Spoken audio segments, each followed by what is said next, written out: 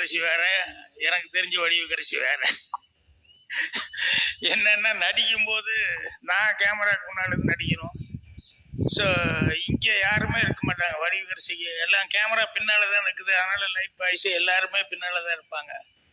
இப்போ டைரக்டர் அவர் Balaguru sir action சொல்லி சொன்னோடனே நான் டைலாக் பேச ஆரம்பிக்கும் போது ஒரு 2 டைலாக் அப்புறம் வந்து வடிவுக்கரசி வந்து அப்படின்னு எப்படி நான் டைலாக், ஏன்னா வடிவுக்கரசி பண்ற ஆக்ஷன் வந்து எனக்கு மட்டும்தான் தெரியும். பின்னால் இருந்து பார்க்குறவங்க யாருக்குமே தெரியாது. ஏன்னா கேமரா அவங்களுக்கு பின்னாலுக்கு இல்லையா. ஸோ அவங்க சஜஷன் வச்சு நடிக்கும் போது அப்படின்னு சவுண்டு வராமல் பண்ணுவாங்க. நான் டைலாக் விட்டேன். அதுக்கப்புறம் 2வது டேக்கு வேற மாதிரி அப்படிங்கிற ரியாக்ஷன். அப்புறம் நான் நடிக்கணுமா வேண்டாமான்னு கேட்டேன். நடிக்க முடிஞ்சா நடிங்க அப்படின்னு.